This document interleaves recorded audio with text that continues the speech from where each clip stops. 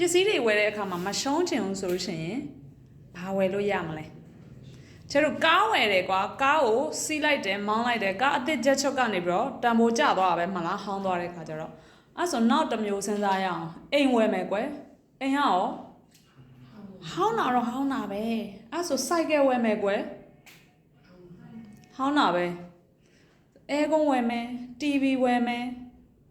တံပိုးမကျတဲ့ပစ္စည်းတစ်မျိုးတော့ရှိရဲ့အဲ့ဘာဖြစ်မလဲဟုတ်တယ် land ဖြစ်ပါတယ်ဒေါ်လာကြီးကအရန်တော်တော့ကလေးတွေမြေဝယ်မကျဆိုတာရှိတယ်ဟုတ်တယ်မလားမြေဝယ်ရပါမယ်အဲ့တော့မြေဝယ်တဲ့အခါမှာလေဂယုစိုက်ရမှာလေတခုခုဟာဟိုနေရာတော့ဟောလို့ဖြစ်နေတယ်ဆိုတော့လေတအားနဲ့ကိုအဲ့နေရာဘာစီမံကိန်းရှိလို့သွားဝယ်ကြမယ်ပြီးရင်ဈေးတွေတက်တော့မှာအဲ့လိုမျိုးနေရာနဲ့စလို့ရှိရင်ပုံမှန်ကျတို့ဒီမြို့မှာဆိုရင်ပြင်မနာမှာဆိုရင်ကိုယ့်ရဲ့နီးတဲ့နေရာလေးတေချာမှုရှိတဲ့နေရာလေးတွေအဲ့လိုမျိုးလေးဝယ်တယ်ဆိုရင်ပို့ပြီးတော့တေချာတယ် land က